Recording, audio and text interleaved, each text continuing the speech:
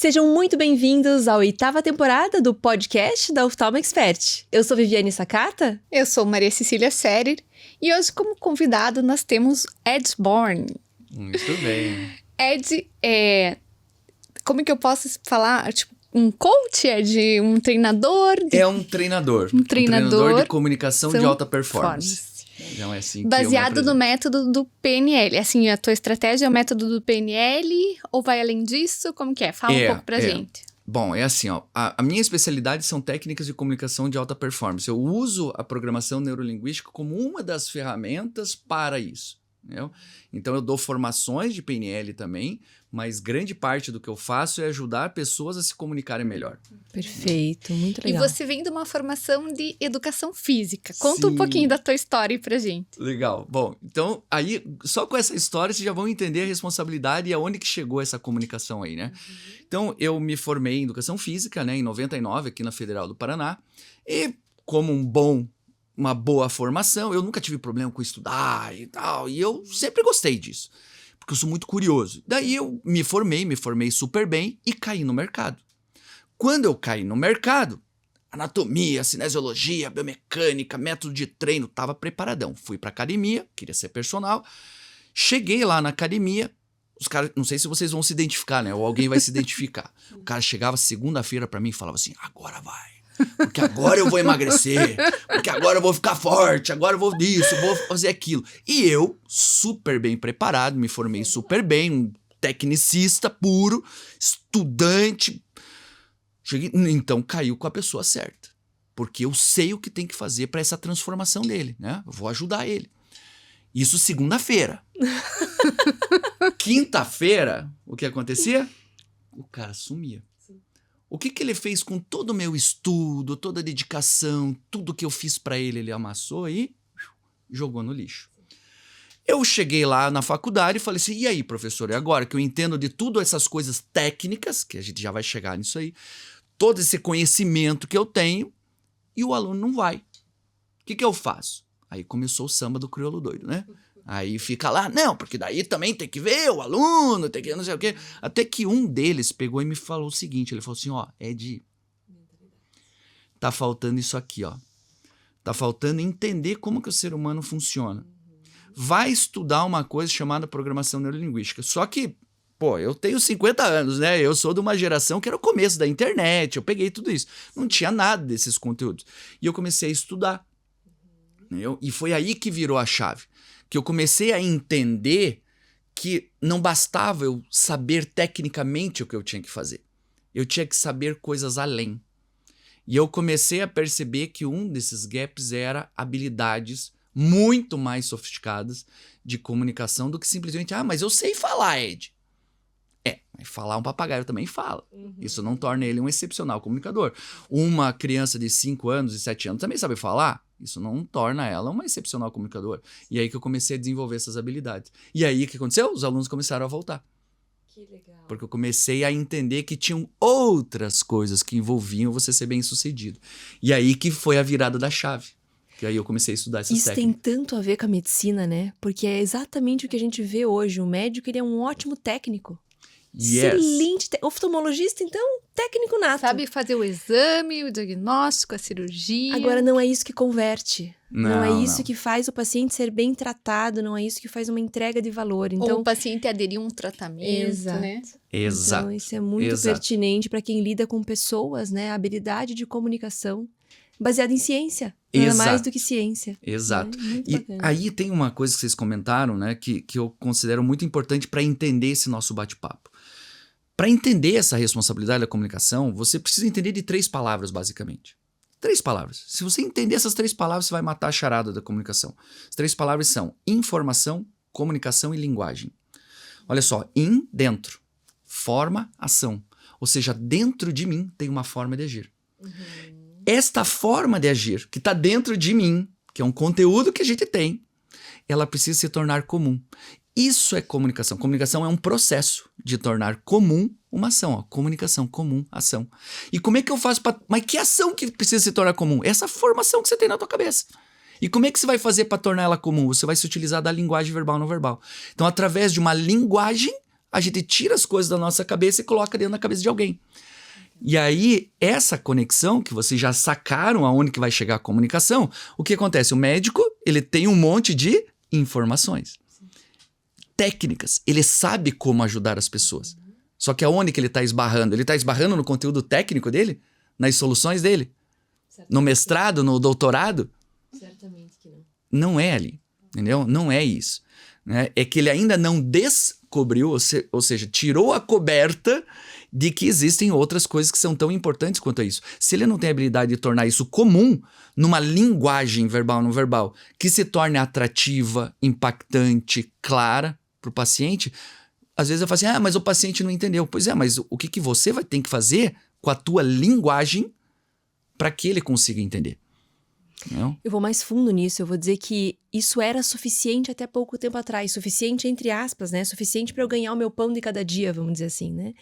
E a partir desse momento que nós estamos num momento de mudança no mercado da medicina, isso deixa de ser suficiente. Exato. Então, ser só técnico era suficiente para você se manter bem na sua carreira e no seu ganho financeiro. A partir de agora, isso não é mais suficiente. Então, aí começa a doer no bolso, começa a doer, né, no umbigo, e aí as pessoas começam a se mover. Então, acho que essa conversa tem muito valor por esse motivo também, né? Exato, exato. E o mercado não só pela quantidade de médicos que hoje tem, sabe? O mercado, o mundo digital. Então, o mundo digital também é comunicação. Como é que você responde um WhatsApp? Como é que escreve uma mensagem? Isso é linguagem. Linguagem escrita também é linguagem. Né? Tipo, como é que eu faço para transitar essas informações de maneira clara e impactante, muitas vezes emocionalmente? Sim. Porque precisa chegar lá. Porque as pessoas falam assim, mas daí tem que aprender a fazer showzinho para virar showman. Não é uma questão de showman. A questão é que quando você busca aspectos emocionais na tua linguagem, você está falando de memória de longa duração. Se clareza, objetividade, isso fica no córtex. Nossa memória de curta está no córtex. Quando eu consigo transferir isso do córtex, que é a memória de curta. Porque, deixa eu fazer uma pergunta para vocês, meninas. Adianta vocês explicarem uma coisa para um paciente. Explicou. Você pergunta, você entendeu o tratamento? Ele diz assim, entendi. Você faz um backtracking, que é uma técnica linguística, você faz uma revisão. Então me explica o que você entendeu. Aí ele explica, ele entendeu. Você garante que ele entendeu. Muitos param nesse aí já, Exato. Né? Mas você tá imaginando que ele entendeu. Tá. Exato, ele entendeu. Mas amanhã ele esquece. Adiantou alguma coisa? Você diz, mas eu perguntei pra ele falou que ele entendeu. Não, eu sei que ele entendeu. O problema é que você ficou onde? Na memória de curta. A tua linguagem não carregou essa informação para outro lugar. Entendeu? Porque além dele entender que isso faz a clareza, a objetividade da transição dessas informações, a clareza, a objetividade é uma parte do processo. Só que isso fica no córtex. Se você não encaminhar isso para a memória de longa, amanhã ele não lembra. Aí na hora da decisão entre qual médico ele vai escolher para fazer o tratamento, adivinhe qual que ele vai escolher. O que ele lembra. E aí sabe o que o paciente vai falar? Ele vai falar assim, eu não sei, meu santo bateu. Parece que eu lembro, sabe? Ela é mais marcante, meu santo bateu. Sim. Aí a minha pergunta é, se você tá esperando Deus ajude que o santo bata, você não entendeu que você é o responsável por fazer com que o santo bata. Exatamente. Você é o protagonista dessa jornada. Exatamente. É você que conduz o processo. Né? Muito legal. E aí, então, em cima disso que a gente vai construindo essas estratégias. E aí é por isso que você vê, a gente se forma numa turma grande de médicos, né? E você vê aqueles que eram muito bons nas provas, primeiro lugar e tal, que às vezes não tem tanto sucesso ou tem uma carreira apagada. Talvez a diferença esteja aí nessas habilidades? Eu considero, sendo profissional de comunicação, eu considero absolutamente. Porque o que empacou ele? Ele é o cara que mais sabia. E detalhe, sabe que os 10 primeiros... Não é que isso é uma regra. Os caras que sabiam muito vão ser ruins no mercado. Mas normalmente é o que a gente percebe na vida real. O cara, ele só desenvolve conteúdo técnico. Quando ele cai no mercado, ele vai se ralar. Em compensação, tem o outro que não se dedicou tanto tempo a isso e dedicou um pouco do tempo a isso, mas também se dedicou a outros aspectos, ele começa a se dar bem. Então ele sabe gravar um vídeo, ele sabe gravar um podcast, ele sabe fazer um roteiro, ele sabe... Enfim, ele sabe se posicionar, ele é mais flexível na linguagem. E aí o que acontece com esses que eram muito bons tecnicamente? Vocês começam a falar mal desse. Esse aí é dolangueiro, porque esse aí é papudo, porque blogueirinho. Porque eu sei muito mais do que ele. Sim. Porque essa é a justificativa. Mas eu sei muito mais. E muitas vezes eu digo assim, eu até acho que você sabe mesmo. Só que isso é o que eu chamo, agora é Ed falando, tá? Potencial. Potencial é isso aqui.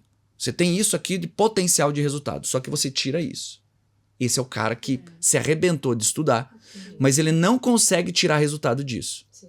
Tem um outro que ele tem isso, de conhecimento técnico, potencial e tal. Talvez não saiba tanto quanto o outro, mas ele consegue isso de resultado. Sim. E você sabe que é muito histórico isso, porque a formação acadêmica, a academia, ela sempre valorizou as ciências exatas, né? É a matemática, é a física, né?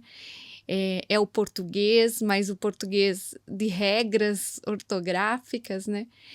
E dentro da medicina também, a valorização é daquele que tem o conhecimento técnico, né? E aí você não abre espaço, talvez dentro dessa formação, para um entendimento de comunicação, até de empatia, de perceber como é que é o teu paciente, como é que você pode chegar num resultado.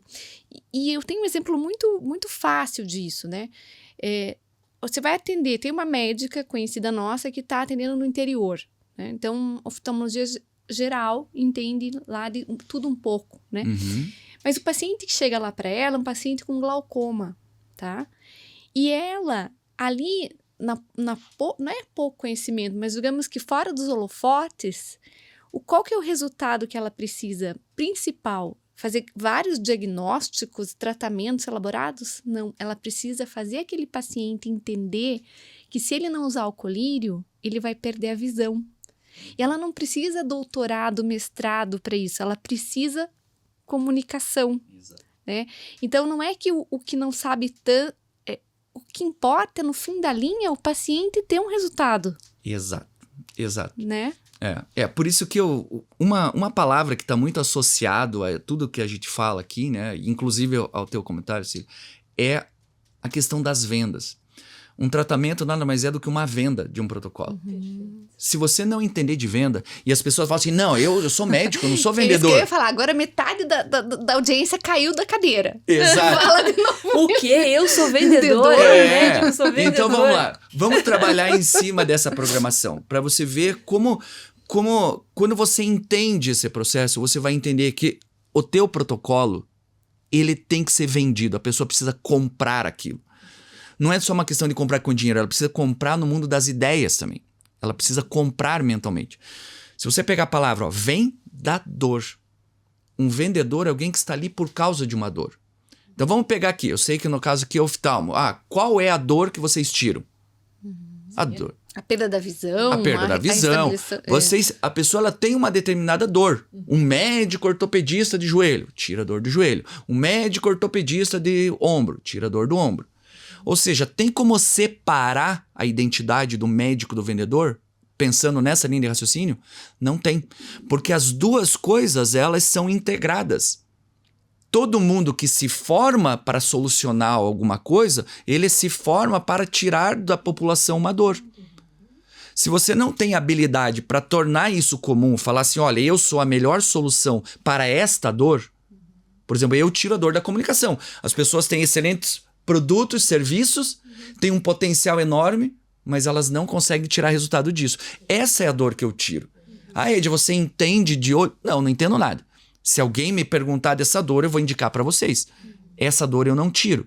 Então, quando os médicos, eles começam a entender esse conflito de identidade, porque ele diz, não, eu não sou vendedor, eu sou médico. Não, meu amigo, você não está entendendo. Você é as duas coisas. São as duas coisas integradas. Se você não aprender a vender, não vai adiantar nada as tuas soluções. Porque pensa comigo, vocês têm a cura da cegueira. Só que vocês não conseguem tornar isso comum. O que adiantou? Nada. Porque isso está preso dentro dele. A solução que ele tem para a sociedade continua preso nele. Enquanto ele não aceitar a ideia, tipo assim, putz, eu vou ter que aprender a vender, porque senão eu vou ficar com isso preso dentro de mim. E aí, você concorda comigo que se você deixa isso preso dentro de você, você tomou um projeto de vida. Você falou assim, quero ser médica oftalmologista. Esse é um projeto de vida, sim ou não? Vocês vão lutar contra as dores. Pela saúde ocular. Pela saúde ocular, pelo resto da vida. Toda vez que você não vender, você desonrou teu projeto de vida. Você entendeu como isso é forte? Sim. Se você não está cumprindo a sua missão. Exato. Simples assim. O teu propósito está sendo jogado no lixo. Você está desonrando o teu projeto de vida. Né? Para as pessoas que têm o espiritual, a conexão dele com Deus de propósito de vida, você desonra Deus com isso. Olha que forte, cara. Tudo isso porque ele tem um pré-conceito de que vender é aprender a enganar os outros. Charlatão. Venda não é. Pessoas que enganam os outros são picaretas. Isso não tem nada a ver com vendedor. Um vendedor picareta é alguém que diz que vai tirar uma dor e não tira. Entendeu? Esse é o picareta. Só que as pessoas associaram o picareta ao vendedor. E não tem nada a ver. Isso é um conflito de conceitos. E a pessoa tem um preconceito. Eu não posso vender, porque senão eu não sou médico. É um desconhecimento, né? Que precisa ser quebrado. Exato. Realmente. Acho que a Cissa falou que metade da audiência caiu da cadeira, é verdade. Você, médico, é vendedor. Isso é um divisor de águas, né? Exato. Sim, para você cumprir a tua missão, você precisa vender o tratamento. Você tem que vender a sua ideia, né? Para o paciente, ele tem que comprar para poder ter o efeito benéfico do seu tratamento. E né? quer queira ou não queira, né, Vivi, eu penso que o dinheiro que envolve nisso, ele tem uma função até terapêutica pedagógica, né? Porque as pessoas, se você tá pagando aquilo, você tá valorizando aquilo, né? Você vai realmente prestar atenção, se empenhar, fazer as transformações que você precisa, né? Exato. E muitas vezes aí que entra, né? Um dos primeiros comentários, né? É entender que, putz, tem alguém ali que tá com uma dor. Existe uma vantagem do médico perante as outras profissões, porque a dor que a pessoa tá ali, ela tá latente, ela tá muito evidenciada. Por isso que muitas vezes o médico, às vezes ele nem é tão bom vendedor, ele é só um tecnicista mesmo, e aí ele vai, só que a pessoa ela se sujeita, entendeu? Ela se sujeita àquele atendimento não humanizado, porque ela tá com uma dor. Daí ela fala assim, cara, se o cara me atender mal, atender bem, obviamente ele não vai gostar de ser atendido mal, mas se o médico conseguir tirar aquela dor ali, cara, já tá show de bola. Só que isso eu divido em duas categorias, né? E isso, pelo amor de Deus, não é falar mal nem de um nem do outro, porque eu entendo a função de cada um. Uma coisa é você atender lá, tem uma fila de 3 dias lá no SUS, num hospital, e que, cara, velho, é um atrás do outro, você tem 3 minutos para atender, tá, o que você tem? Tem isso, tá, essa receita vai embora, essa receita vai embora. Outra coisa é um médico que ele não aguenta mais isso, não aguenta mais plantão, não aguenta mais aquela porradaria. Agora eu vou abrir meu consultório. E ele quer cobrar, sei lá, R$1.000, R$1.500, R$2.000 por uma consulta, e ele acha que é o mesmo atendimento. Eu falei, não, amigão, agora é uma outra conversa. Agora nós vamos precisar construir uma experiência de vida para esse paciente que você está atendendo, uma coisa inesquecível. Né? Tipo, e aí nós estamos falando de habilidade de comunicação que as pessoas, elas não têm a menor... Nem sabem que existe. Tanto sua quanto da sua equipe. Exato. O alinhamento, tudo o que vai acontecer, a recepção, o que fala, o que não fala, como que fala. Quer ver? Eu vou dar um exemplo para vocês. Posso dar um exemplo? Claro. Escreve o nome de vocês assim, ó. Vivi, Cecília. Escreve assim, ó. Assim para eu ver. Beleza. Ótimo. Ó, eu vou escrever Ed, ó. Ed, tracinho. Pronto. Vocês escreveram da esquerda para direita aí, né? Eu também, ó, da esquerda para direita. Mas tudo que eu expliquei até agora para vocês, eu fiz da direita para esquerda. Ó, informação, tornar comum uma ação, linguagem verbal não verbal. Em nenhum momento minha mão passou na frente do meu rosto. Porque além de me ver, de me ouvir, vocês também estão me vendo. Aí eu somo 2 canais sensoriais. Porque se eu quero tornar comum uma informação que eu tenho que facilitar ou dificultar para vocês? Facilitar. Pô, Ed, tem que aprender a escrever de ponta cabeça, de trás para frente. Um gráfico para vocês é assim. Para mim seria assim. Isso é o que a gente chama de organização das posições psicogeográficas. Ou seja, como que eu crio congruência entre o que eu falo e o que eu gesticulo. Você tá percebendo que a comunicação é muito além de...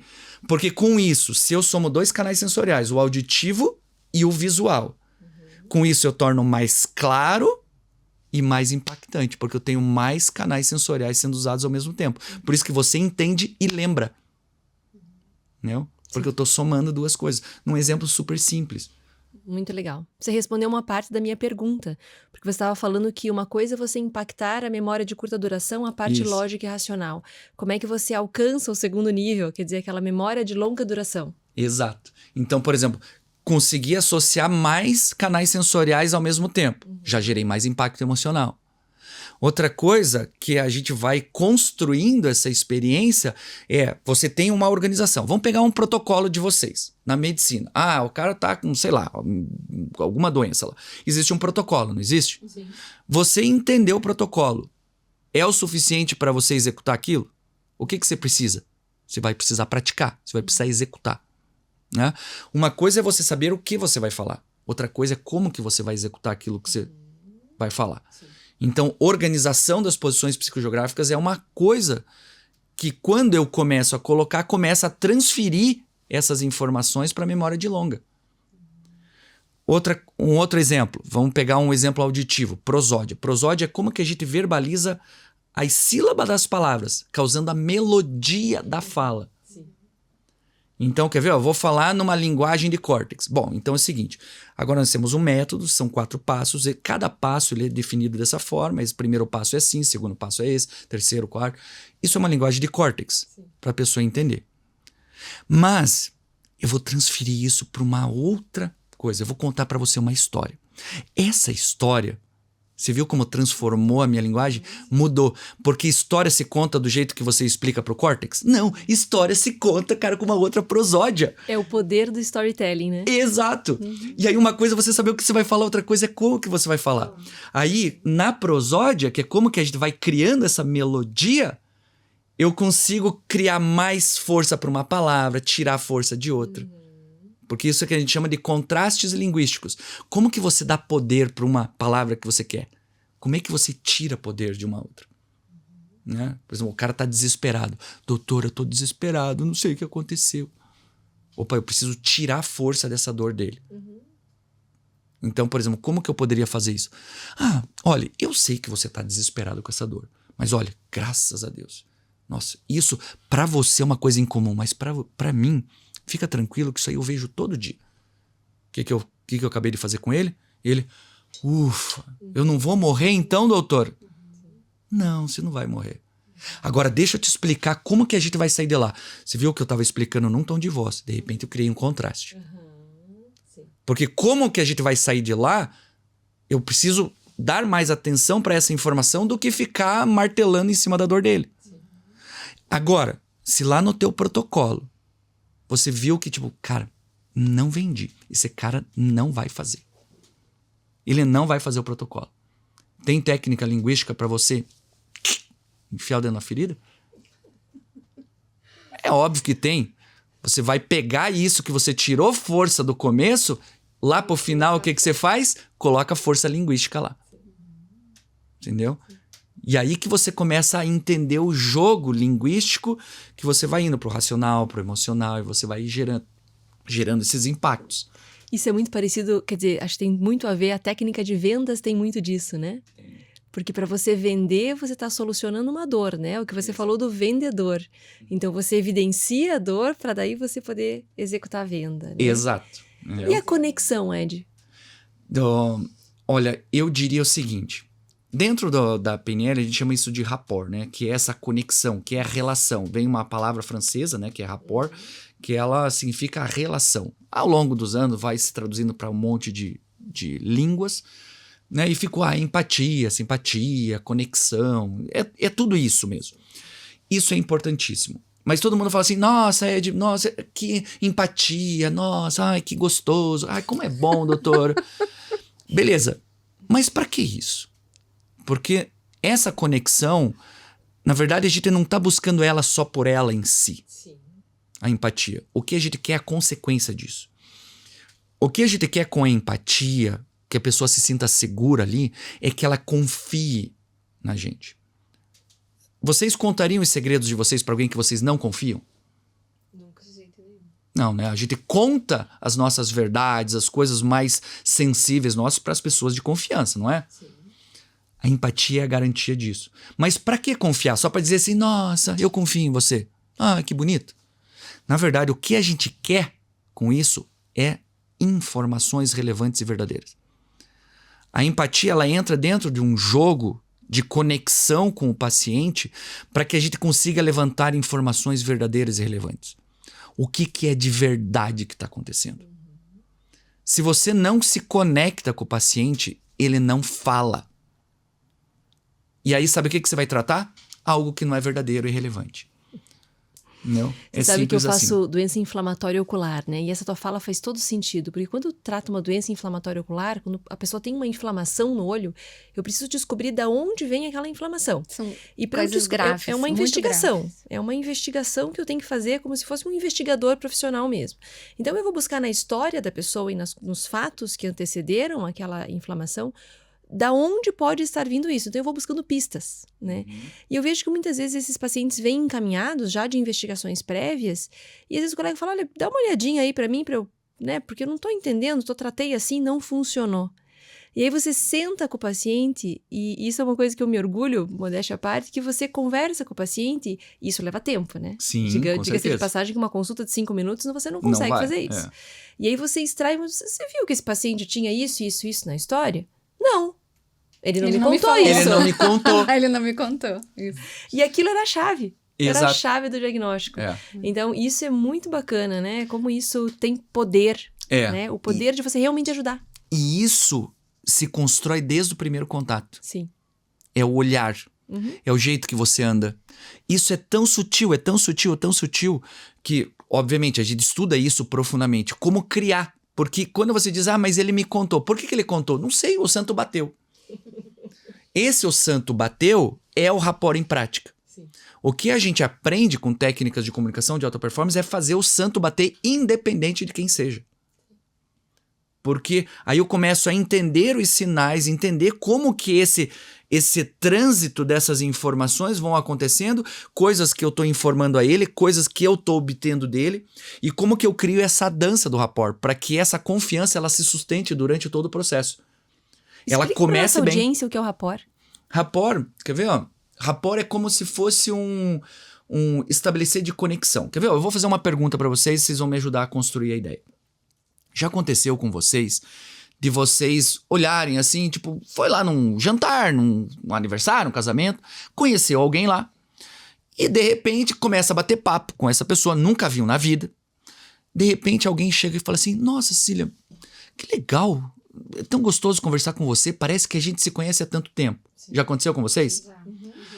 Com a grande maioria da audiência, eu tenho certeza que isso já aconteceu. Sim. O que aconteceu ali? Por que ela falou isso? Parece que a gente se conhece há tanto tempo. Porque, na verdade, quem é a pessoa que a gente mais conhece na vida? Nós mesmos. O que ela diz assim, parece que eu te conheço há tanto tempo? É porque ela está se vendo em você. Entendeu? Então isso é o rapport. O rapport é fazer com que a pessoa se identifique. Identificar vem da identidade. Eu consigo ver em você coisas que existem em mim. E se eu consigo ver em vocês coisas que existem em mim, sabe o que o nosso cérebro quer? Ele quer previsibilidade comportamental. Nosso cérebro primitivo. Exato. Isso. Ele quer previsibilidade, ele quer guardar energia. Então, se eu consigo me identificar com você, significa que eu sei como você vai se comportar. Se eu sei como você vai se comportar como a mim. E quem é a pessoa que você mais confia na vida, por incrível que pareça? Você mesmo. Em você mesmo. Então é seguro. Então é seguro, exato. Ele se acalma, confiança. Exato, ele se acalma e fala assim, pô, eu gosto dela, porque ela é parecida comigo. Sim. Só eu que não estou em perigo. Exato, porque em perigo você fala as coisas que são importantes e relevantes, verdadeiras? Não fala. Então, com isso, a gente acalma esse cérebro primitivo, que a gente chama ele, metaforicamente falando, de cérebro reptiliano, e isso acalma, libera o córtex para pensar. E aí que eu consigo as informações. Por isso que rapport é a base de tudo. Se você não tem habilidade para fazer rapport e sustentar rapport, dificilmente você vai chegar nas informações que você precisa. E aí o que você vai tratar? Você vai tratar uma coisa que não é verdade. Por isso que o tratamento não está dando certo. Sim. Porque você não sabe o que de verdade está acontecendo. Entendeu? Porque você não fez o rapport. E aí você começa bem. Quer ver? Posso passar dicas rápidas de rapport? Por favor. Então, por exemplo... Anota aí. Anota aí. Por exemplo, técnicas de rapport ultra rápido. Primeira coisa que você vai fazer quando você chega a alguém. Sabe o que faz? Sorria. Por quê? Vocês já viram alguém agredir alguém assim? Não. A primeira coisa que desativa o sistema de defesa é mostrar que você está sorrindo, porque ninguém agride alguém sorrindo. Sim. Sorriso. Então, o sorriso é o primeiro indicativo de que esse é um ambiente seguro. Né? Segunda coisa que você vai fazer é uma técnica chamada de eyebrow flash. Eyebrow flash é fazer esse gesto que a gente faz assim, ó. Você faz assim, ó. Se vocês verem os macacos, para eles serem aceitos num bando, ele chega pro macaco, pro macho alfa, e ele faz assim. Se o macaco alfa fizer assim, ele entra naquele círculo ali. Se ele não fizer, ele não entra. Que é levantar a sobrancelha. Levantar a sobrancelha. É um eyebrow flash. Por isso que quando você tá na rua, você tá andando lá na rua, de repente alguém lá do outro lado faz assim, ó. É verdade. O que você faz? Você repete. Você repete. Na tua cabeça é assim, meu Deus do céu, da onde que eu conheço essa pessoa, Jesus amado? O que vai acontecer se esse cara atravessar a rua? Simplesmente porque o cara fez um eyebrow flash. Então, quando você vai receber alguém, um eyebrow flash, um sorriso. Outra técnica, que é bem fácil para você começar bem, não é isso que vai garantir o rapport ao longo do tempo, entendeu? Mas você vai começar bem. Mostre as suas mãos. Deixe suas mãos sempre à vista. Você tá andando na rua, vem alguém assim, oi, Vivi. Você vai querer chegar perto, você vai falar assim, opa, o que esse cara tem aí nas costas que ele tá querendo esconder? Tem uma arma, uma faca? Por isso, mostre as mãos. Tá vendo? Então, tudo isso são pequenas técnicas de rapport ultra rápido que você começa bem uma relação. Toques amigáveis, enfim, são várias técnicas para que você comece bem. Entendeu? Então, quando você começa bem, daí agora você vai precisar sustentar isso ao longo do tempo. Aí começa a vir todas as outras técnicas. Só que lembre-se, a metáfora que eu criei assim, rapport é um terreno fértil. Você tem que cuidar desse terreno para que ele continue fértil. Nesse terreno, você vai plantar várias coisas que você quer, várias sementes que você quer. O rapport é você cuidar disso e cuidar das sementes. Se você tem um terreno infértil, não adianta você ser bem intencionado. Não? Por isso que o rapport é a base de tudo. A empatia. É você olhar e falar assim, puta, como é que eu vou conduzir esse processo?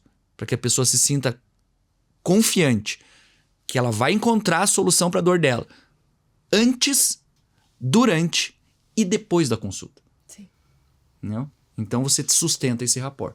Só que não é só rapport, né? Adianta, fiz um excelente rapport. Beleza, agora você não sabe o que fazer com isso? Não sabe o que plantar? Vocês estão vendo como a comunicação vai muito além de você saber falar? Nossa Senhora. Muito, muito, muito. Tá vendo? São uma série de habilidades que você tem, algumas eu acho que até intuitivas, né? Mas a minha pergunta para você a seguir isso é treinável, né? Porque a gente vê pessoas que naturalmente se comunicam muito bem. E pessoas que não. Pessoas que se vê que trava ali, né? Trava. Que são ótimas tecnicamente, mas que trava ali na comunicação. Isso é treinável? Absolutamente 100%. 100%.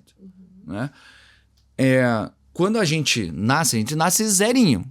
Né? Aí começam as programações. Por isso que é programação neurolinguística. É um programinha que gera uma ação. Quem foram os nossos primeiros programadores mentais? Nossos pais. Os pais começaram a instalar coisa. Sim. E aí? A classe social que você nasceu, o bairro que você nasceu, a cidade que você nasceu, os teus amigos na classe social, o país que você nasceu, é tudo programação. Entendeu? Só que aí foi ler um negocinho lá na escolinha, aí se atrapalhou, se gaguejou, um coleguinha foi lá e tirou sarro. Eu sou tímido. Eu sou é uma programação, porque é uma crença sobre a identidade. Não? Sim. Ed, mas minha vida inteira eu fui tímida. Sim, programou a vida inteira para continuar assim. Sim. Agora precisa se libertar disso. Então isso são técnicas, comunicação, reprogramar. Cara, são técnicas, não tem nada de misticismo, não tem nada de abraçar árvore, não tem nada. Comunicação nada mais são do que técnicas. Só que por causa de algumas programações que começou lá desde pequenininho, não desenvolveu. Ou às vezes, tipo, pegou como limitação. Não, comunicação, mas eu já sei falar. Deixa eu te fazer uma pergunta. Claro. Você é um bom comunicador treinado ou inato?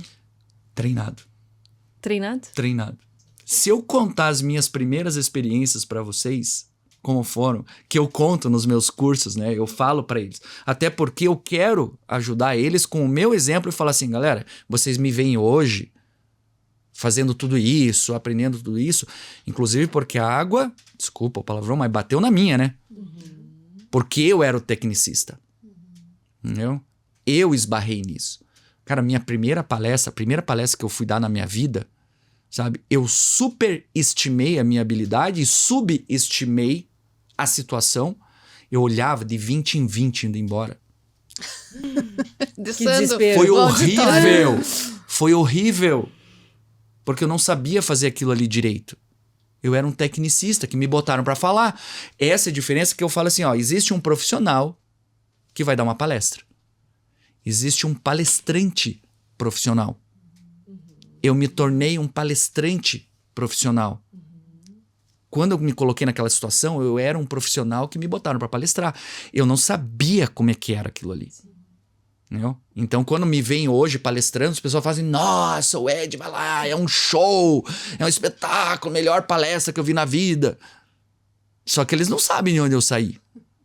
Entendeu? Os primeiros vídeos que eu gravei, pelo amor de Deus, é de chorar. Então as coisas não são assim. Comunicação é uma habilidade. Se é uma habilidade, ela é treinável. É só treinar. A questão é que você nunca teve acesso a esse tipo de coisa. Você nunca nem entendeu que isso iria impactar tanto tua vida assim. Só que agora você já descobriu. Agora o que você precisa fazer? Precisa treinar. É treinar. Treinamento é uma palavra interessante, né? Nesse contexto. A gente está caminhando para o final. E eu queria... Você já falou um pouco do rapport, das dicas práticas, né? Do sorriso, de levantar as sobrancelhas. E a gente quer mais. Que lindo! Para finalizar, então, né? Finalizar, né? Esse uma episódio mudança, tão rico. assim, de algum comportamento, alguma mudança de linguagem que o médico já possa aplicar na próxima consulta. Assim que ele assistiu aqui, vai atender e que ele já possa... Tá, vamos lá. Eu vou dar uma dica, eu sei que ela é um pouco conceitual, mas ela é uma dica muito importante e relevante. Não subestime o treinamento. Não subestime o treinamento. As pessoas, muitas vezes, igual eu falei, você tem um protocolo para um atendimento.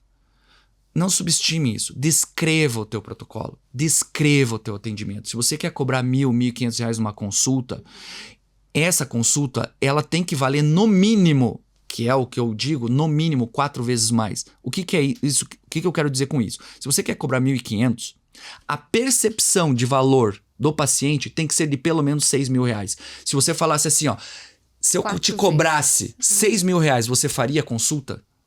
O paciente, qual é a resposta que ele tem que dar? Sim. Quando ele falar sim, quanto que custou? R$1.500 agora? Ficou barato? Ficou caro? Sim. Agora ficou barato, né? Porque ele olha e fala assim, cara, foi a melhor experiência da minha vida. Agora você quer fazer isso no improviso, meu amigo. Né? E aí a frase que eu gosto é assim, ó, não confunda improviso com despreparo. Você está despreparado para cobrar R$1.000, R$1.500 uma consulta. Você não tem estrutura para sustentar uma consulta que valha R$1.000, R$1.500. Porque o teu processo ainda tá muito tipo assim, qual que é a tua dor? Cara, isso aí cara, me desculpem, isso aí eu faço na Unimed, isso aí eu faço no SUS. Porque eu entendo, eu não quero criticar o médico, mas eu entendo. Cara, você tem 5 minutos, meu amigo. Agora, na tua consulta, na que tem que ser o show, o maior espetáculo da vida desse paciente, meu amigo, você vai querer chegar lá e Deus ajude? Descreva o processo, de cabo a rabo. Como que você vai fazer um bom quebra-gelo? Que palavras você vai usar? Que pesquisa que você vai fazer? De onde que vem esse paciente? Qual que é o nome do paciente? O que que ele faz? Qual que é a empresa dele? Quais são os valores da empresa dele? Quais são as cores da empresa dele? Qual é a missão da empresa dele? Porque essas são palavras, são dados que você vai colocar dentro da tua consulta. Abertura, levantamento de informações, aprender a fazer perguntas. Como é que faz pergunta? Como é que eu faço eliciação de valores, de dores? Vou explicar meu método. Qual é o prosódio do método? Quais são as posições psicogeográficas do método? Quando eu estou levantando dor, é o momento mais sensível, mais límbico da tua consulta. Qual é a prosódia para isso? Sim. Vou explicar o método. Método tem que ser quadrado mesmo. A pessoa ela precisa sentir que você sabe o que você está fazendo. É uma prosódia, uma voz mais firme, rápido. Sim. Ele não pode sentir que você está se embananando com o passo a passo. Sim. Vai falar preço. Como é que fala preço? Você tem que ter toda a estrutura desenhada da tua consulta. Mas adianta você ter a estrutura se você não consegue executar? Adianta você saber um protocolo de uma cura para uma dor ocular e você não consegue executar? Não, você tem que aprender a executar. Agora, o treino. Não confunda improviso com despreparo. Entendeu? Então, dica que eu considero básica. Descreva todo o processo. O que vai acontecer em cada ponto. Depois que você organizou o teu processo, você começa a organizar o processo da recepção, dos enfermeiros. O que eles falam, quando que eles falam, onde que eles se posicionam. Todos que participam da jornada do paciente. Todos. Porque aí sim, ele vai entrar, ele vai falar assim, foi o maior espetáculo que eu vi na minha vida. Entendeu? É impressionante. Isso aqui vale é inacreditável. Dobro, vale 3, 4 vezes mais do que eu paguei. Entendeu? Então assim, não subestime. Não confunda improviso com despreparo. Descreva de cabo a rabo. Se você tem um protocolo para tirar uma dor, descreva o teu protocolo para atendimento. Leve em consideração que comunicação vai ter um impacto muito maior do que as pessoas estão imaginando. Muito legal. E aí você deixa de ser commodity. Exato. E cumpre o seu propósito, né? E cumpre o seu propósito, é isso. Exato. A sua missão. Então essa é a ideia. Muito bom. Chegamos então ao final de mais um episódio do podcast da Oftalmo Expert. Oftalmo Expert, de olho no futuro.